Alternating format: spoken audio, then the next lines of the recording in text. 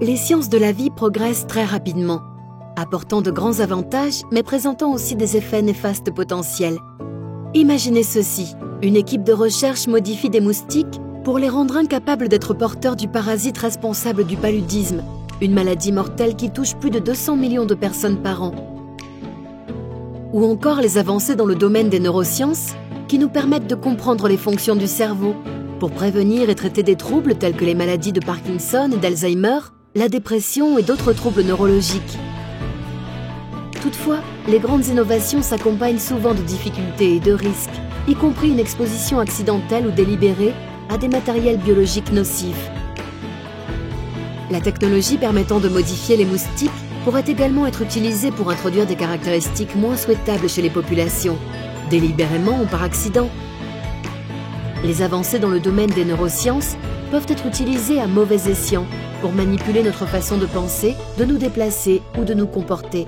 Ces deux exemples soulèvent d'importantes questions techniques, éthiques, juridiques, économiques et environnementales. Nombre des défis sont inhérents à la recherche, en particulier lorsque l'on travaille avec des agents pathogènes et des toxines.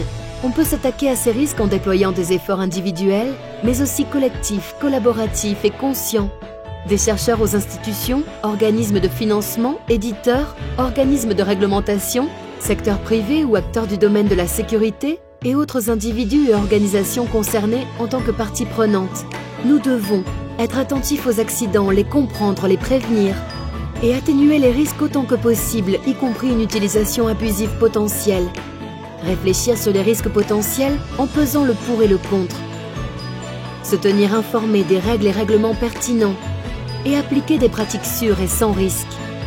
Utilisant son rôle de leader en matière de santé publique à l'échelle mondiale, l'OMS collabore avec diverses parties prenantes pour accroître la sensibilisation et identifier les options permettant de limiter les risques liés aux avancées scientifiques et à la technologie, y compris les utilisations abusives, et pour établir et exploiter les mécanismes existants en vue d'adopter des changements de pratiques, afin de garantir un comportement responsable dans la recherche en sciences de la vie. Après tout, la gestion responsable des sciences de la vie est une responsabilité partagée qui nous concerne tous.